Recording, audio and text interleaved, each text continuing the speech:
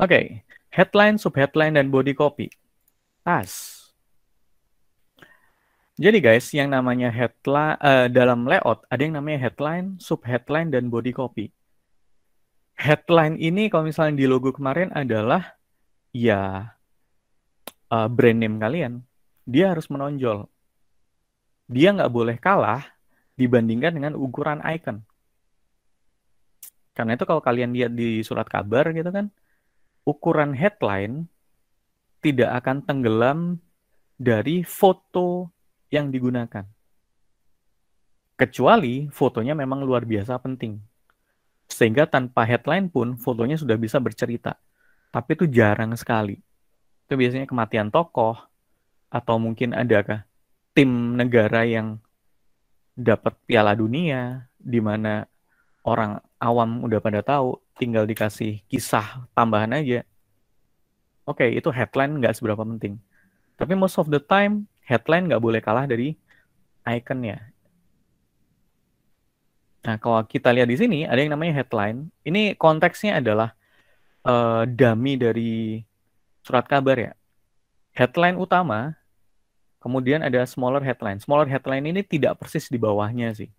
Kalau persis di bawahnya ini biasanya ya headline utamanya adalah nama surat kabar, kemudian smaller headline-nya ini adalah judul berita. Baru kemudian ini ada subheadline, di sini ada body copy. Body copy itu adalah konten. Subheadline adalah kalimat penjelas dari headline. Oke. Nah, kenapa kita harus belajar headline? Ini terutama buat teman-teman jurnalistik. Yang paling butuh ini adalah teman-teman jurnalistik, kemudian teman PR, sama AV. Bahwa di setiap konten harus ada emphasize-nya. Harus ada penekanannya. Kita praktikum nggak cuma bikin karya, tapi karya yang bisa dinikmati oleh audiens, yang bisa diterima oleh audiens. Nah, saat kita lihat di sini, konten di sini itu sama semua. Ini aku copy dari Canva ya. Konten ini sama semua. Mulai dari yang paling kiri sama yang paling kanan, isinya sama. Tetapi kita sebagai manusia, manusia adalah makhluk sosial, kita baca itu scanning. Kita membaca tidak menganalisa setiap kata, setiap huruf, tapi kita scan aja. Dari kebiasaan kita membaca dari kecil, kita udah bisa mendapatkan, oh kalau huruf depannya ini, belakangnya ini, katanya pasti ini. Sehingga keberadaan headline seperti yang di sebelah kanan ini, itu akan memudahkan kita dalam mendapatkan konteks pesan.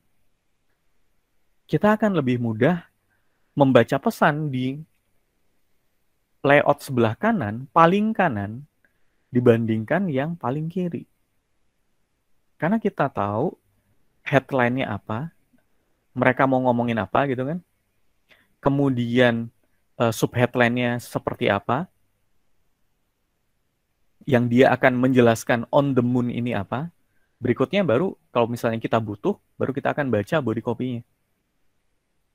At least dua yang paling kanan, ini memudahkan pembaca. Dua yang kiri, ini orang kayak, apa sih? Ini mau ngomong apa sih?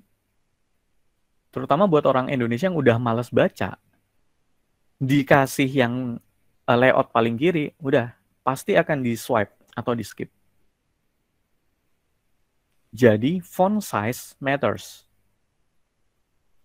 Ukuran headline harus paling besar dibandingkan subheadline dan body copy. Prinsip pertama. Prinsip kedua, kalau bisa jenis hurufnya kontras. Kalau headline-nya serif, kalau bisa subheadline-nya itu sans serif. Atau kalau headline-nya sans serif, bisa jadi subheadline-nya serif atau script, atau bisa juga ini font-font apa sih itu namanya? Font-font yang cantik. Aku jadi lupa istilahnya apa. Di sebelah ada yang makan snack, nyebelin. Kok bisa gitu loh. Jadi jenis font akan membantu pembacaan. Kemudian kalau kalian memang harus benar-benar pakai jenis font yang sama, pastikan ketebalannya berbeda. Di sini kita ada font aeromatic. Yang paling atas ini adalah aeromatic biasa. Yang tengah ini aeromatic display. Yang paling bawah ini aeromatic display tapi yang light. Jadi kalau memang harus benar-benar menggunakan satu font yang sama, paling mudah kalian cari di Google Font mungkin. Font-font yang punya banyak jenis. Kan ada tuh font yang punya jenis narrow, light, regular, kemudian black, ataupun bold. Minimal Arial lah ya. Arial kan punya banyak jenis itu. Itu akan memudahkan kalian buat menyusun layout dengan hanya menggunakan satu jenis font. Ini dari prinsip penggunaan font. Jangan lupa ukurannya, jangan lupa jenisnya. Kalau memang harus jenisnya sama, jangan lupa ketebalannya, ketebalan fontnya. Terutama untuk font body copy. Font body copy sebisa mungkin menggunakan font yang ada besar kecilnya. Jangan font yang dia tidak punya huruf kecil. Karena tipikal orang kalau membaca huruf kapital semua, matanya cepat capek. Dan kita sebagai orang-orang sosial media, huruf kapital itu kan memiliki meaning yang beda gitu kan, membentak gitu kan, atau memberi penekanan gitu kan. Jadi pastikan kalau kalian bikin body copy, fontnya font yang ada kapitalnya, ada kecilnya. Gitu. Nah, sekarang kita ngomongin keukuran. Ternyata penggunaan ukuran font itu juga harus diperhatikan. Ada ada dua rumus untuk menentukan ukuran dari font. Yang pertama adalah kita pakai golden ratio, 1,333 di sini. Nah, cara menggunakannya gimana? Oke, kita main-main dulu di sini. Let's say kita hapus ini. Nah, P ini adalah base font size atau ukuran dasar dari body copy yang bakal kita gunakan. Kenapa 16? 16 adalah font standar untuk website. Kalau untuk cetak, ukuran standarnya ada di angka 8 sampai 12. Kalau kalian nanti bikin proposal cetak, kalau kalian nanti bikin majalah, please jangan pakai font lebih dari 12. Karena pasti hasilnya akan jelek banget di layout kalian. Oke, cara menggunakannya gimana? Cara menggunakannya adalah kita udah tentuin base font size-nya. Tinggal dikalikan aja. 16 dikali 1,333. Kita akan dapetin angka 21,328. 328. Kalau dia untuk dipergunakan sebagai font, berarti fontnya adalah ukuran 21. Di H6.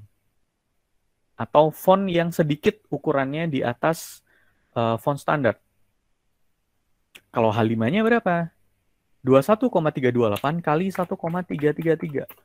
Kita akan nemuin angka 28,328. 1,430,43. Begitu seterusnya. 28,43 kali 1,333. Kita akan nemu 37,89 atau 38. Akhirnya kita akan mendapatkan angka ini.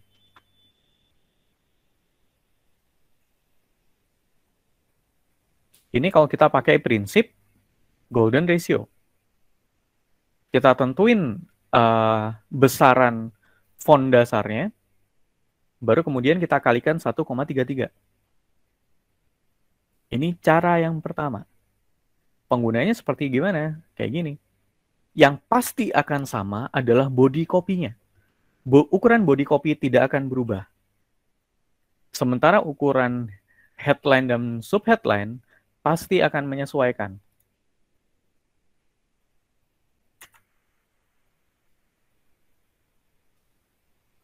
Oke, ukuran headline dan subheadline pasti akan menyesuaikan.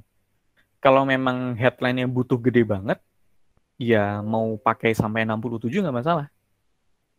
Kalau subheadline-nya butuh banget buat menjelaskan headline yang gede, dia harus gedein juga nggak masalah. Tapi body copy-nya tetap di angka 16. Ini cara yang pertama. Cara yang kedua, kita pakai hitungan rumus matematika. Caranya gimana? Caranya adalah kita tentukan dulu dasar hurufnya seberapa, dasar font size-nya berapa, kemudian ukuran di atasnya itu berapa. Dalam contoh ini, ukuran dasarnya di 16, ukuran berikutnya di 18. Apakah boleh tidak 18? Boleh, terserah kalian. 16 dan 18 ini sesuai kebutuhan kalian.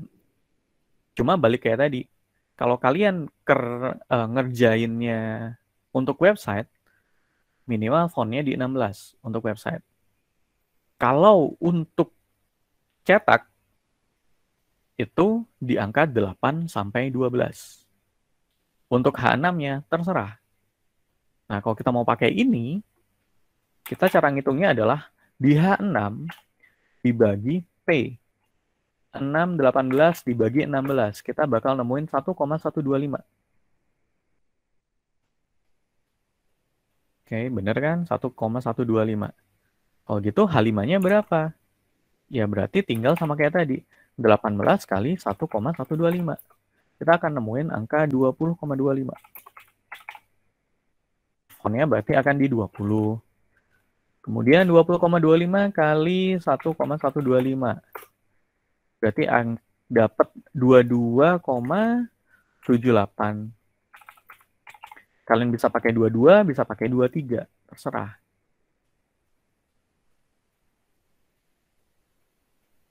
Hasilnya ntar bakal dapat urutan ukuran seperti ini. Penggunaannya kayak gini. Dan kalau misalnya kalian kayak layout surat kabar itu kan ada headline besar tuh. Ada berita utama gitu. Ada berita yang ya isunya nggak se-hot yang atas. Bisa jadi ukuran headline-nya akan berbeda. Dan itu boleh-boleh aja. Oke, dari sini. Dari super grafis sampai headline, subheadline, body copy, ada yang mau ditanyakan dulu?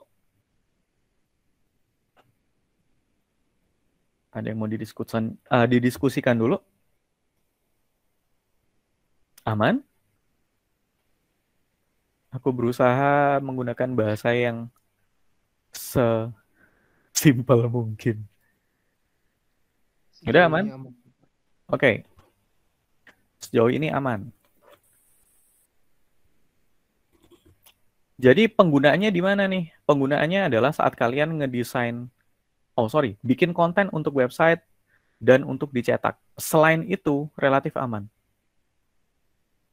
Karena kalau misalnya di dunia digital, kita kan bisa zoom in, zoom out gitu kan. Mau ukuran font berapapun nggak masalah. Tapi kalau dia udah dicetak, atau dia jadi website yang paten, kan kita harus memberikan kenyamanan kepada pembaca gitu. Jadi harapannya adalah kalian ntar kalau bikin layout, bikin majalah, bikin proposal itu nggak ngasal pakai fontnya berapa. Kadang bisa jadi kalian di Illustrator, kalian di Corel ngerasa kok fontnya kekecilan ya. Terus kalian naikin gitu. Begitu di print, boom, hancur.